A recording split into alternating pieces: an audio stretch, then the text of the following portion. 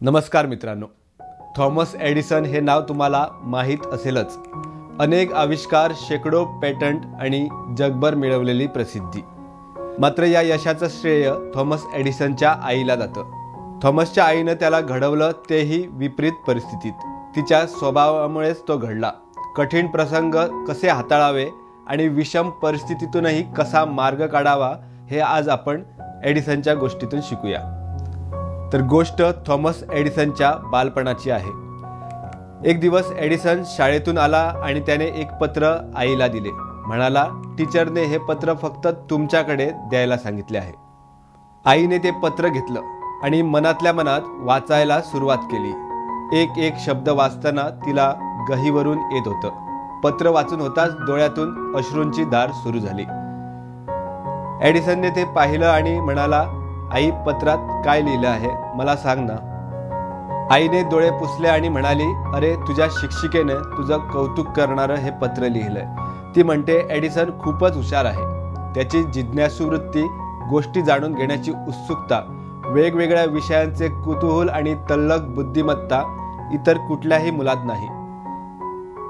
Thomas एवढा हुशार आहे की शाळेतील ज्ञान त्याच्यासाठी खूपच कमी आहे, त्यामुळे त्याला घरीच चांगल्या पद्धतीने शिकवा। ते ऐकून एडिसन खुश झाला। आईने ते पत्र बंद करून आपल्या सुटकेसमध्ये कपड्यांच्या खाली ठेवून दिले। त्यानंतर एडिसनच्या आईने चांगली चांगली पुस्तकं घेऊन त्याच्या शिक्षणावर काम करायला सुरुवात केली। पुस्तकांच्या व्यतिरिक्त थॉमस एडिसन अनेक प्रश्न विचारायचा। प्रत्येक प्रश्नाचं उत्तर आई शोधून त्याला सांगायची। अशा प्रकारे तिने त्याचे प्राथमिक शिक्षण पूर्ण केलं। त्यानंतर एडिसन खूप शिकला आणि पुढचा इतिहास तर सर्वांनाच माहीत आहे। एक जगप्रसिद्ध वैज्ञानिक म्हणून आजही आपण एडिसनचं नाव घेतो। समाजासाठी उपयोगी पडणारे अनेक शोध आणि आविष्कार त्याने घडवले। काही वर्षांनी त्याची आई वारली आणि मग एक दिवस असंच घरातील जुन्या वस्तू पाहताना त्याला आईची जुनी सुटकेस दिसली। थॉमस एडिसनने ती सुटकेस उघडली तर त्यात त्याला लहानपणी शिक्षिकेने पाठवलेले ते पत्र दिसले। त्याने ते पत्र उघडले आणि वाचले। त्यात लिहिलं होतं, तुमचा मुलगा थॉमस एडिसन हा मानसिकदृष्ट्या कमकुवत आहे। त्याची मानसिक क्षमता पाहता त्याला शाळेत शिकवलेलं काहीच कळत नाहीये असं आम्हाला वाटतं। तुम्ही त्याला एखाद्या दिव्यांगांच्या शाळेत शिकवावं। सामान्य मुलांच्या शाळेत त्याला शिकवून काहीच उपयोग नाही। ते पत्र वाचतात अल्बर्टच्या डोळ्यातून अश्रू आले।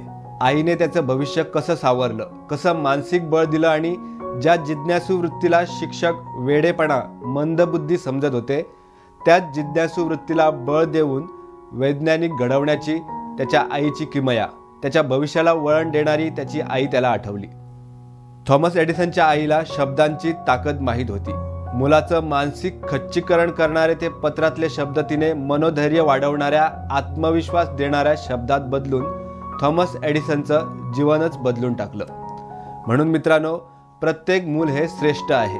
प्रत्येकात काहीतरी वेगळेपणा असतो। प्रश्न विचारणारी मुलं ही मूर्ख नसतात, तर एखाद्या गोष्टीचे वेगवेगळे पैलू त्यांना समजून घ्यायचे असतात। ते सामान्य गोष्टी मानण्यापेक्षा त्यावर प्रश्न करतात। ते जगात काहीतरी वेगळंही घडवतात। गोष्ट आवडल्यास कमेंट करून नक्की कळवा। धन्यवाद।